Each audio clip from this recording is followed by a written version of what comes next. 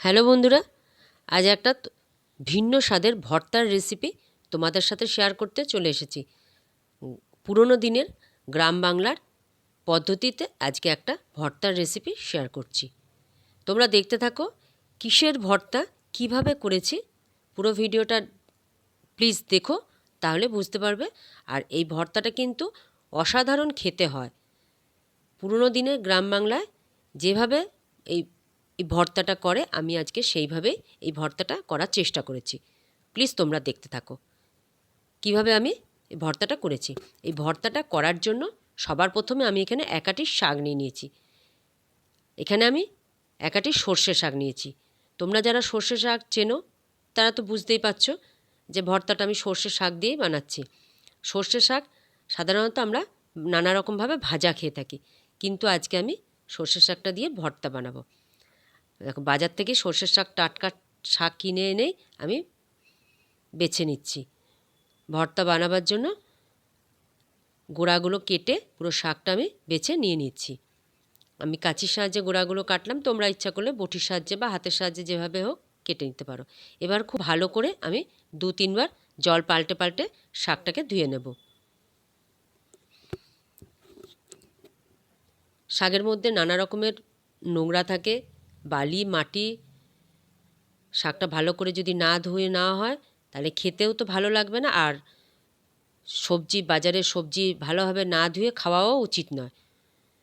দেখো, 2বার আমি ধুয়ে নিয়েছি, আবারও আমি খুব ভালো করে জল বদলে বদলে শাকটা ধুয়ে নিচ্ছি।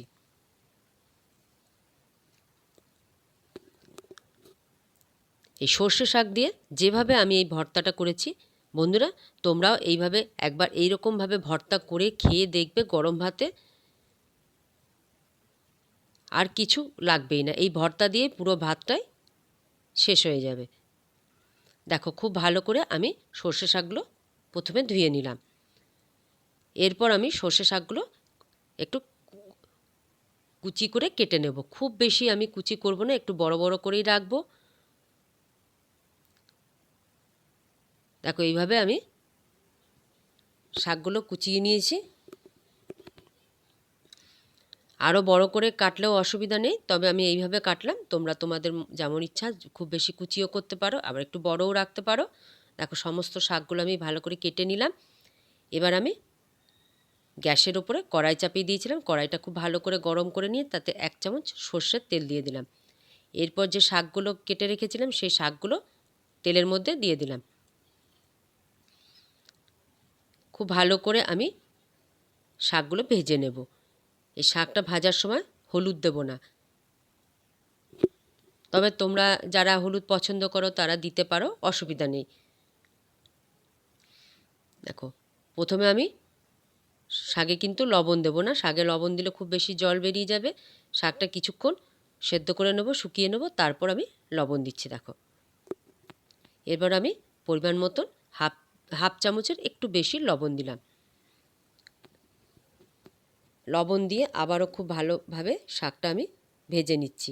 এই শাকটা ভাজার সময় কিন্তু গ্যাসের ফ্লেমটা জোরেই দিয়েছিলাম, কেন গ্যাসের ফ্লেম কমিয়ে যদি শাক ভাজা করা যায় তাহলে শাকের থেকে আরও বেশি জল উঠে যাবে। এবার ভাজা শাকটা আমি নামিয়ে রাখলাম। আবার কড়াইটা ধুয়ে আমি গ্যাসে বসিয়ে দিয়েছি। এবারও আমি 1 থেকে 1.5 চামচ সর্ষের তেল দিয়ে দিলাম। তেলটা খুব ভালো করে গরম করে নিয়েছি। এরপর দিয়ে দিলাম বেশ কিছুটা পরিমাণে কালো জিরে। এখানে আমার বড় চামচের 1.5 চামচ কালো জিরে আছে। আর দিলাম 7-8 কোয়া রসুন। কালো জিরে আর রসুন, এরপর দিলাম 3টে কাঁচা লঙ্কা। কাঁচা লঙ্কাগুলো চিড়ে দিয়েছি। খুব ভালো করে কালো জিরে, রসুন আর কাঁচা লঙ্কাটা আমি ভেজে নেব। আর যে কোনো ভর্তাতে তো সর্ষের তেল না হলে ভর্তার স্বাদই ভালো হবে না। দেখো, ভাজা হয়ে গেছে। এবার আমি একটা বাটির মধ্যে তুলে রাখলাম। একটু ঠান্ডা করে নেব, তারপর আমি শাক আর কালো জিরে, কাঁচা লঙ্কা, রসুনটা বেটে নেব। দেখো, আমি বলেছি আগেই যে গ্রামীণ পদ্ধতিতে পুরনো দিনের মতন করে আমি ভর্তাটা করব, তাই আজকে আমি ভর্তাটা শিলনোড়াতেই বেটে নেব। তোমরা ইচ্ছা করলে মিক্সিতেও বেটে নিতে পারো, তবে জানো তো শিলনোড়াতে যে কোনো ভর্তা যদি বেটে খাওয়া যায় না, তার স্বাদই কিন্তু আলাদা।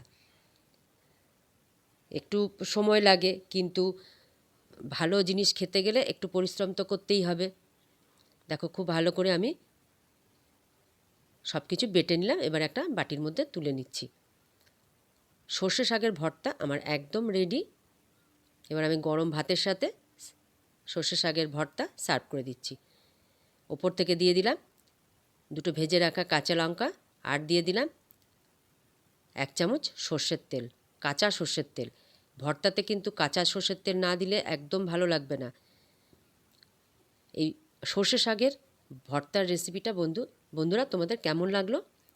পুরনো দিনের একটা রেসিপি আজ তোমাদের সাথে শেয়ার করলাম, নিশ্চয়ই তোমাদের খুব ভালো লেগেছে।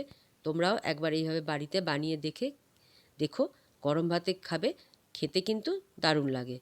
রেসিপিটা যদি তোমাদের ভালো লেগে থাকে প্লিজ লাইক করো, কমেন্ট করো, আর যারা নতুন বন্ধু আছো তাদের কাছে অনুরোধ রইল চ্যানেলটাকে সাবস্ক্রাইব করে পাশে থেকো।